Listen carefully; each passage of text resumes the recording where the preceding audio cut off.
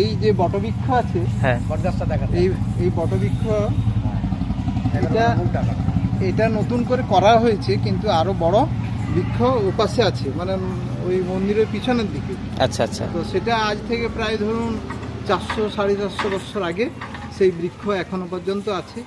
এটা হচ্ছে, একে বলে গোকর্ণ বট, গরুর কানের মতন আকৃতিটা বলে একে বলা হচ্ছে গোকর্ণ বট। এই বটের ইয়েটা হচ্ছে ঠোঙার মতন। এতে ভগবান কি করতেন, কৃষ্ণ এটাই ননি খেতেন, এটাই ভিতরে রেখে ননি খেতেন, সে ঠোঙার আচ্ছা মতন। আচ্ছা আচ্ছা। সেই জন্য একে মানে ওই গোকর্ণ বট বলা হয়, গরুর কানের মতন। আচ্ছা, এই জায়গাটার নাম কি বলুন? এটা গোপীবল্লভপুর। আচ্ছা আচ্ছা, এটা কোন জেলার মধ্যে? সমানন্দপুর, এটা ঝাড়গ্রাম জেলার ভিতরে। আচ্ছা, সমানন্দপুর শিপা। আচ্ছা। আর এই যে পুরো একটা মন্দির দেখা যাচ্ছে, এটা হচ্ছে ওই ঝুলন মন্দির। আচ্ছা, এগুলো প্রাচীন ঝুলন মন্দির এটা। আচ্ছা। হ্যাঁ, আর ওটা হচ্ছে রাসমঞ্চ। আচ্ছা, সেখানে বীরচন্দ্র প্রভু এসেছিলেন রাস করতে। আর এটা হচ্ছে দোল মণ্ডপ।